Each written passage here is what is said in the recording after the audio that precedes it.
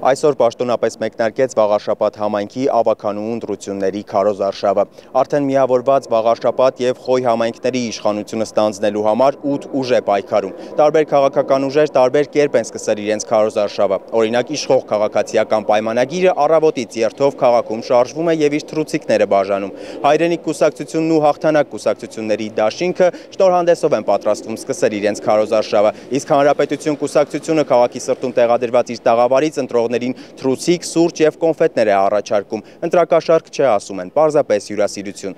Հիշեցնեմ, որ Վաղարշապատ համայնքի ընտրությունները եկեղեցի պետություն հարաբերությունների սրման ֆոնին են։ Հենց Վաղարշապատի սրտում է գտնվում հայ առաքելական եկեղեցու աթորանիստը։ Քարոզարշավը մեկնարկում է այսօր, ավարտվում է քվեարկությունից 1 օր առաջ,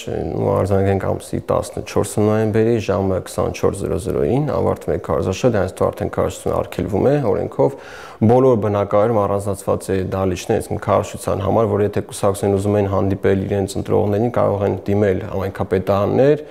ստանան տեղը, որ ժամին որը կուզեն, եթե ազատ է այդ տեղերը եւ իրականացնեն իրենց քարոզը։ Մյուս տարբերակը գովազդային պաստառներն են։ 5 քառակուսի մետրից ավելի տեղերի համար վիճակահանություններ արդեն արել է կենտրոնական ընտրական հանձնաժողովը, ինչպես նաեւ համայնքի սահմանած գովազդային վահանակներ կան, որոնց վրա բոլոր 8 ուժերն էլ այնպես պիտի փակցնեն իրենց պաստառները, որ մյուսներին էլ տեղ մնա ըստ Սիմոնյանի։ Բոլոր ուժերը ունեն հնարավորություն այդտեղ փակցնելու, կարող են փակցնել։ Եվ դա առաջի անգամը չի, իրենք մեր պաստառների վրա են պաստառ փակցնում, այդ ամբողջ process-ները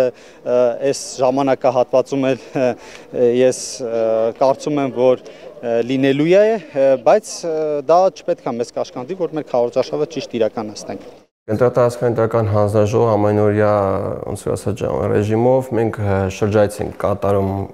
թե Վաղարշապատ համայնքում, թե Խոյ համայնքում եւ եթե մենք տեսնում ենք, որ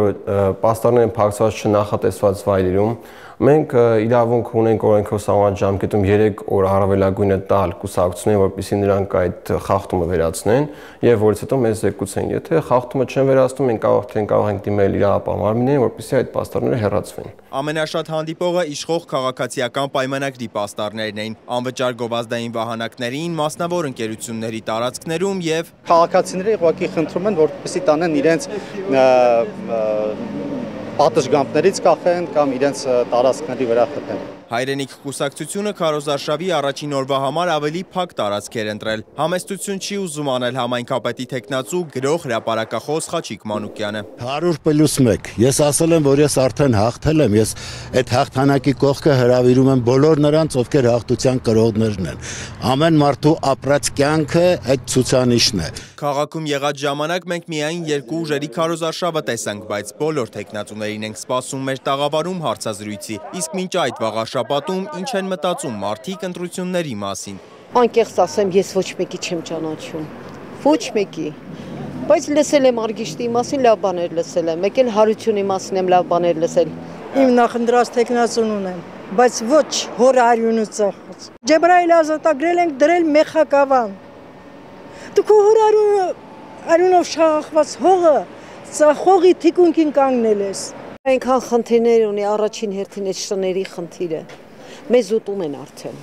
Գոնե շներին միտեղ միապաստան կառուցեն, տանեն, բոլորի վրա հարձակվում են։ Մանդրից անում են էլի։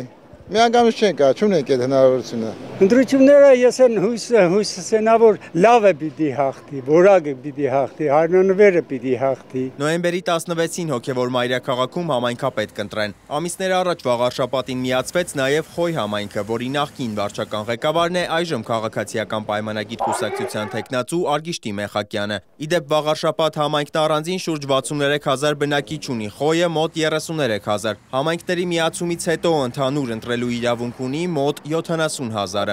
Սիմոն Հովանիսյան, Գևորգ Սիանոսյան, Reopen Media։